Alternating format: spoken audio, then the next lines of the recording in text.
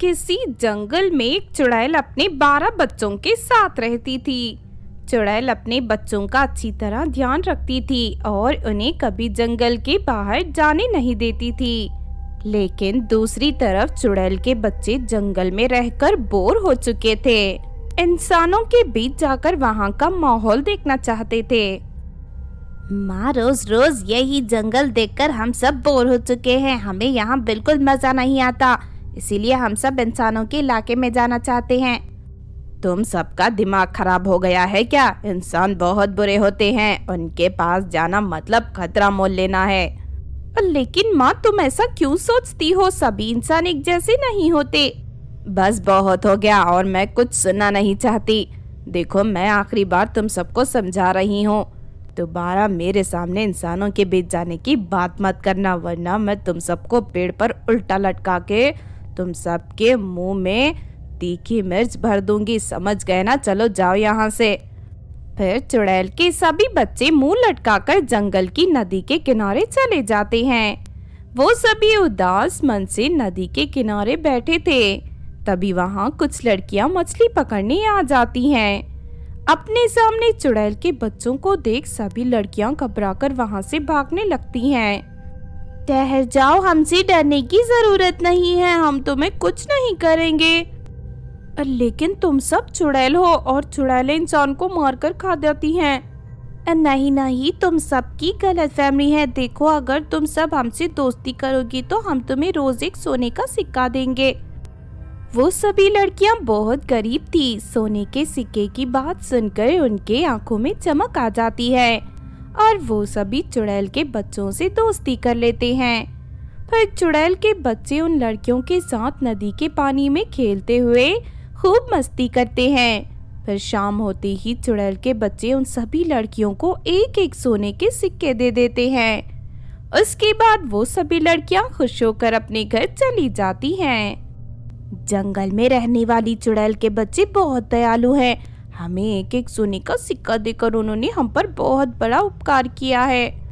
हाँ, तूने सही कहा। आज तक हम भूत और चुड़ैलों के बारे में बुरा सोचते थे, लेकिन सभी भूत चुड़ैल एक जैसे नहीं होते, उनमें कुछ अच्छाई भी होती है। फिर तभी वहाँ से गुजर रही नैना नाम की लालची लड़की ये बातें सुन लेती है। क्या कहा? सबको चुड़ैल के बच्चों ने सोने के सिक्के दिए हैं? हाँ, उन्होंने हमसे वादा किया है कि अगर हम उनके साथ खेलेंगे तो वो रोज हम सबको एक एक सोने का सिक्का देंगे। अरे वाह, ये तो बहुत अच्छी बात है। कल से मैं भी तुम सबके साथ जंगल में जाऊंगी। फिर अगले दिन नैना उन सभी लड़कियों के साथ जंगल में मौजूद नदी के किनारे पहुंच जाती है। फिर थोड़ी देर के बाद चुड़ैल के बच्चे वहां आकर उन सभी लड़कियों के साथ छुपन छुपाई का खेल खेलने लगते हैं। देखते ही देखते शाम हो जाती है और उनके बाद चुड़ैल के बच्चे उन सभी लड़कियों को एक एक सोने के सिक्के देकर अपने घर लौट जाते हैं। सोने का सिक्का पाकर नैना बहुत खुश होती है। लगता है चुड़ैल के घर पर ढेर सारे सोने के सिक्के हैं। ये सभी लड़कियां तो बेवकूफ है जो रोज एक सोने का सिक्का पाकर खुश हो जाती हैं। लेकिन मैं एक ही झटके में चुड़ैल के घर में रखे सारे सिक्कों पर कब्जा कर लूंगी। फिर अगले दिन सुबह होते ही नैना एक बड़ा सा केक लेकर चुड़ैल के घर के पास पहुंच जाती है। मुझे इन बच्चों की चुड़ैल माँ के बाहर जाने का इंतजार करना होगा। फिर थोड़ी देर के इंतजार के बाद चुड़ैल किसी काम से बाहर चली जाती है। ये मौका देखकर नैना फौरन उस केक को लेकर चुड़ैल के बच्चों के पास पहुंच जाती है। आज मेरा जन्मदिन है, देखो मैं इतना बड़ा केक लेकर आई हूँ। मैं तुम सबके साथ अपना जन्मदिन मनाना चाहती हूँ। ये सुनकर चुड़ैल के बच्चे खुश हो जाते हैं। फिर नैना केक काटकर उन सभी बच्चों में बांट देती है। केक को खाते ही सारे बच्चे उल्टियां करते हुए बेहोश हो जाते हैं। अरे वाह, मेरे केक ने अपना काम कर दिया। अब मैं जल्दी से इनके घर पर रखे सारे सोने के सिक्के लेकर यहाँ से भाग जाती हूँ। फिर नैना सारे सोने के सिक्के एक बड़े से थैले में डालकर वहाँ से भागने लगती है। लेकिन तभी वहाँ चुड़ैल आ जाती है। नैना के पास सोने के सिक्के से भरी थैली देखकर चुड़ैल को बहुत गुस्सा आता है और वो एक बड़ा सा चाकू निकालकर नैना की नाक और कान काट देती है। हाय मर गई रे माँ, मुझे बहुत दर्द हो रहा है। उसके बाद नैना अपनी जान बचाकर वहां से भाग निकलती है। फिर अगले दिन, अरे नैना ये सब क्या है? अचानक तेरी नाक और कान कैसे कट गए? ये सब मेरे लालच का फल है। जंगल की चुड़ैल ने मुझे मेरे लालच की सजा दी है। उसके बाद नैना रोती हुई वहां से चली जाती है। फिर उस दिन के बाद से नैना कभी जंगल की ओर जाने की हिम्मत नहीं करती। दूसरी तरफ गांव की दूसरी लड़कियां रोज चुड़ैल के बच्चों के साथ खेलने जाया करती थी और उन्हें हमेशा की तरह रोज एक सोने का सिक्का मिलता था। इस तरह वो लोग अमीर बन जाते हैं और खुशी से रहने लगते हैं। एक दिन रानीगंज गांव की कुछ लड़कियां नदी के किनारे बैठकर कपड़े धो रही थी। तभी अचानक आसमान में काले काले बादल छा जाते हैं और देखते ही देखते उन बादलों के अंदर से बहुत सारी गंजी चुड़ैलें जमीन की ओर आने लगती हैं। अरे वो देखो, आसमान से ढेर सारी चुड़ैलें नीचे गिर रही हैं। हाँ, देखकर ऐसा लगता है मानो आसमान से गंजी चुड़ैलों की बारिश हो रही है। फिर एक एक कर सभी चुड़ैलें नदी के पानी में गिर जाती हैं। दूसरी तरफ नदी किनारे खड़ी लड़कियां चुड़ैलों को बड़ी हैरानी से देख रही थी। तभी अचानक चुड़ैलें पानी से बाहर निकलकर लड़कियों को पकड़ लेती हैं। चलो इन सबको मार कर इनके बाल काट लो। ये सुनकर सभी लड़कियां घबरा जाती हैं और अपनी जान बचाकर वहां से भागने लगती हैं। लेकिन सारी गंजी चुड़ैलें एक एक कर सभी लड़कियों को पकड़ लेती हैं। उसके बाद लड़कियों को लेकर चुड़ैलें वापस आसमान में मौजूद काले बादलों के ऊपर चली जाती हैं। बादलों में पहुंचने के बाद चुड़ैलें उन सभी लड़कियों को जान से मारकर उनके बालों को काटकर अपने गंजे सर पर लगा लेती हैं। हमें इन लड़कियों के बाल मिल चुके हैं, अब ये हमारी किसी काम की नहीं। चलो इनकी लाश को वापस नीचे फेंक दो। फिर वो सभी चुड़ैलें लड़कियों की लाश को उठाकर नीचे नदी के किनारे फेंक देते हैं। फिर अगले दिन जब गांव वाले कुछ औरतें नदी के किनारे पानी भरने आती हैं तो वहां ढेर सारी लड़कियों की लाश देख उनके होश उड़ जाते हैं। अरे ये क्या, अचानक इतनी सारी लड़कियां एक साथ मौत कैसे हो गई और इनके सर पर बाल कहाँ चले गए? जरूर कुछ तो गड़बड़ है। हाँ, मुझे भी ऐसे ही लगता है। हो ना हो ये काम किसी दुष्ट शैतान का है, वरना इतनी बेरहमी से इन्हें कौन मार सकता है। उसके बाद वो औरतें गांव जाकर सभी लोगों को ये बात बता देती हैं। फिर उस दिन से गांव वाले डर के मारे नदी के किनारे जाना बंद कर देते हैं। इस तरह कुछ दिन बीत जाते हैं। फिर एक रात गांव की कुछ लड़कियां किसी की शादी से वापस लौट रही थी। तभी अचानक रास्ते में गंजी चुड़ैलें उन्हें रोक लेती हैं। अरे वाह, इन लड़कियों के बाल तो बहुत खूबसूरत है। चलो जल्दी से इन लड़कियों को पकड़कर अपने साथ ले चलो। अचानक वहां चुड़ैलों को देख सभी लड़कियां घबराकर रोने लगती हैं। पर वो सभी चुड़ैलें उन सभी लड़कियों को पकड़कर काले बादलों के ऊपर ले जाकर उन्हें जान से मार देती हैं। उसके बाद उन लड़कियों के बालों को काटकर चुड़ैलें उनकी लाश को नीचे जमीन पर फेंक देती हैं। इस तरह देखते ही देखते कुछ ही दिनों में गंजी चुड़ैलें बहुत सारी लड़कियों का शिकार करके उनके बालों को काट लेती थी। अरे ये सब हमारे गांव में क्या हो रहा है? एक के बाद एक लड़कियां मरती ही जा रही हैं। आखिर कौन उनके बालों को काटकर उन्हें जान से मार रहा है? चाहे कुछ भी हो जाए, हमें जल्द से जल्द इस राज से पर्दा हटाना होगा। मैं एक जादूगरनी को जानती हूँ, चलो आज ही उसके पास मदद मांगने चलते हैं। फिर गांव के सभी लोग जंगल में रहने वाली जादूगरनी के पास पहुंचकर उसे अपने गांव में होने वाली घटना के बारे में बताने लगते हैं। जादूगरनी उसी वक्त पानी से भरा एक कटोरा लेकर मंत्र पढ़ना शुरू कर देती है और अगले ही पल उसे पानी के अंदर बादलों पर मौजूद चुड़ैलें दिखाई देती हैं। ये सभी काले बादलों में रहने वाली गंजी चुड़ैलें हैं। ये लड़कियों के बालों को काटकर अपने सर पर जोड़ रही हैं ताकि ये शक्तिशाली बन सके। अगर एक बार ये चुड़ैलें शक्तिशाली बन गई तो फिर सर्वनाश हो जाएगा। जादूगरनी की बातें सुनकर सभी गांव वाले दहशत में पड़ जाते हैं। जादूगरनी जी, हम बड़ी उम्मीद लेकर आपके पास आए हैं। अब आप ही उन दुष्ट चुड़ैलों से हमें बचा सकती हो। वो चुड़ैलें बहुत खतरनाक है। दूसरी तरफ इतनी सारे लोगों की जान खतरे में है, इसीलिए मैं उन चुड़ैलों का सामना करूंगी।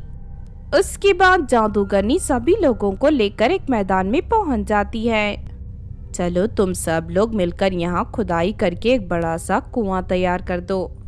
फिर जादूगरनी के कहने पर सभी गांव वाले वहां खुदाई करना शुरू कर देते हैं और शाम तक उस मैदान में एक बड़ा सा कुआं तैयार हो जाता है। फिर वो जादूगरनी मिट्टी से गुड़िया तैयार करके उसे कुएं के अंदर डाल देती है और मंत्र पढ़ना शुरू कर देती है। देखते ही देखते उस मिट्टी की गुड़िया में जान आ जाती है और वो विशाल रूप धारण कर लेती है। उसके बाद वो गुड़िया अपने हाथों में रस्सी प्रकट करके आसमान में काले बादलों की ओर उछाल देती है। फिर वो रस्सी एक काले बादल पर मौजूद सभी चुड़ैलों को एक साथ जकड़ लेती है। शाबाश मेरी गुड़िया, चल जल्दी से सभी चुड़ैलों को खींचकर यहाँ धरती पर ले आ। फिर वो गुड़िया उन सभी चुड़ैलों को खींचकर नीचे ले आती है। तुम सबने बहुत सारे मासूम लड़कियों की हत्या की है, आज मैं तुम सबको मारकर तुम्हारा खेल खत्म कर दूंगी। उसके बाद वो गुड़िया एक एक कर उन सभी चुड़ैलों को कुएं के अंदर फेंक देती है। फिर जादूगरनी मंत्र पढ़कर उस कुएं के पानी में आग लगा देती है और देखते ही देखते सभी चुड़ैलें जलकर राख हो जाती है। उसके बाद गांव वाले मिट्टी डालकर हमेशा के लिए उस कुएं को बंद कर देते हैं। इस तरह सभी चुड़ैलों का अंत हो जाता है। उस दिन के बाद से सभी गांव वाले फिर से खुशी से रहने लगते हैं। बहुत सालों पहले पृथ्वी के घने जंगल में गोपी नाम की एक चुड़ैल रहती थी। उन दिनों गोपी गर्भवती थी, जिस वजह से गोपी को रोज कुछ नया खाने की लत लग गई थी। हर दिन गोपी चुड़ैल जंगल के पास वाले गांव में जाकर लोगों के घरों से खाना चुरा कर खाया करती थी। इस तरह एक दिन गोपी खाना चुराने गांव की ओर जा रही थी। तभी रास्ते में उसे जमीन पर एक खूबसूरत डोली दिखाई देती है। डोली के बगल में एक पेड़ था, उसके नीचे दो परियां लेटकर आराम कर रही थी। उस डोली को देख गोपी चुड़ैल बहुत खुश होती है। इस डोली के अंदर से बहुत अच्छी खुशबू आ रही है, लगता है इसके अंदर कोई खास पकवान है। फिर गोपी चुड़ैल परियों की नजर बचाकर डोली के अंदर दाखिल हो जाती है।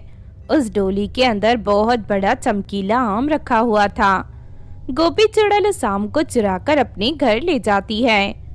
तभी गोपी का पति जग्गू भूत उसे कहता है, अरे इतना बड़ा चमकीला आम तुम्हें कहाँ से मिला? ऐसा आम तो मैंने आज से पहले कभी नहीं देखा। दो लड़कियां इस आम को डोली के अंदर ले जा रही थी, मैंने बड़ी होशियारी से इस आम को चुरा लिया। और देखो तुम्हें ऐसा नहीं करना चाहिए, अगर वो परियां तुम्हें देख लेती तो तुम्हारी जान पर बन सकती थी। ठीक है, अगली बार मैं इस बात का ध्यान रखूंगी। चलो अब मुझे आम खाने दो। उसके बाद गोपी चुड़ैल मजे से सारा आम खा लेती है। उस आम को खाने के बाद उसके शरीर से चमकीली रोशनी प्रकट होने लगती है। इस बात से गोपी और उसके पति को बड़ी हैरानी होती है। फिर कुछ दिनों बाद गोपी अपनी चुड़ैल बेटी को जन्म देती है। गोपी चुड़ैल की बेटी के बाल पूरी तरह सोने से बने हुए थे, साथ ही वो बहुत खूबसूरत लग रही थी। तभी गोपी के आस पड़ोस में रहने वाली चुड़ैलें वहां आ जाती हैं। गोपी चुड़ैल की बेटी को देख सभी चुड़ैलें उसकी खूब तारीफ करती हैं। लेकिन तभी अचानक आसमान से ढेर सारी परियां वहां प्रकट हो जाती हैं। चल चुड़ैल, सीधी तरह अपनी इस बेटी को हमारे हवाले कर दे, वरना तुम में से कोई नहीं बचेगा। अरे लेकिन तुम सब मेरी बेटी को क्यों लेकर जाना चाहती हो? ये अभी अभी पैदा हुई है, आखिर इसमें तुम्हारा क्या बिगाड़ा है? कुछ दिनों पहले तूने हमारी रानी का जादुई आम चुरा कर खाया था। वो आम 10 साल में सिर्फ एक बार उगता है। तेरी हरकत की वजह से हमारी रानी परी बहुत नाराज है। इस जादुई आम की सारी शक्तियां तेरी बेटी के अंदर आ गई हैं, इसीलिए हमारी रानी परी तेरी बेटी को जान से मारकर अपना बदला लेना चाहती है। देखो, मैंने अनजाने में भूल हो गई, लेकिन दया करके मेरी बेटी को कुछ मत करो, इसे छोड़ दो। अब इन बातों का कोई फायदा नहीं, चलो इसकी बेटी को पकड़ लो। फिर वो सभी परियां गोपी चुड़ैल की बेटी को पकड़कर उसे परिदेश ले जाती हैं। चलो सबसे पहले इसके सोने के बाल काटकर इसे गंजी बना दो, उसके बाद इसे जलते हुए कोयले की भट्टी में फेंक दो। फिर एक परी बड़ी सी कैंची उठाकर उस बच्ची के बालों को कतरने की कोशिश करने लगती है, लेकिन तभी उसे जोरदार बिजली का झटका लगता है और वो उछलकर दूर जा गिरती है। ये देख रानी परी और बाकी परियां गुस्से से तिलमिला जाती हैं। लगता है उस जादुई आम की वजह से ये बहुत शक्तिशाली बन गई है। खैर कोई बात नहीं, ये मेरी जादुई छड़ी की शक्ति से नहीं बच पाएगी। इतना कहकर रानी परी अपनी जादुई छड़ी की शक्ति से उस बच्ची के ऊपर बड़े बड़े कोयले गिराने लगती है, लेकिन अगले ही पल उस बच्ची के चारों तरफ एक कांच का सुरक्षा कवच तैयार हो जाता है। ये नजारा देख सभी परियों की आंखें फटी की फटी रह जाती हैं। बस बहुत हो गया, अब मैं अपनी तलवार से इस बच्चे के टुकड़े टुकड़े कर दूंगी। रानी परी फौरन अपनी तलवार निकालकर उस बच्चे पर हमला करने के लिए आगे बढ़ती है, लेकिन तभी उस बच्चे के मुंह से बड़े बड़ी जलती हुई तीरें बाहर निकलकर रानी परी के ऊपर गिरने लगती हैं। हाय मर गई रे, मेरा शरीर जल रहा है, अरे कोई इस आग को बुझाओ। लेकिन तभी उसके मुंह से निकलने वाली तीर वहां मौजूद सभी परियों के ऊपर भी गिरने लगती है। देखते ही देखते चारों तरफ आग लग जाती है। सभी परियां अपनी जान बचाकर इधर उधर भागने लगती हैं। फिर वो बच्ची हवा में उड़ती हुई महल से बाहर निकल जाती है और थोड़ी ही देर में गोपी चुड़ैल के घर पहुंच जाती है। अपनी बच्ची को देख गोपी चुड़ैल और जग्गू भूत दोनों बहुत खुश होते हैं। दूसरी तरफ सभी परियां मिलकर किसी तरह महल में लगी आग को बुझाने में कामयाब हो जाती हैं। लेकिन उस घटना के बाद से वो सभी बहुत घबरा जाती हैं और दोबारा कभी गोपी चुड़ैल की बच्ची को नुकसान पहुंचाने की हिम्मत नहीं करती। इस तरह सब कुछ ठीक हो जाता है और गोपी चुड़ैल अपने बच्चे के साथ खुशी से रहने लगती है।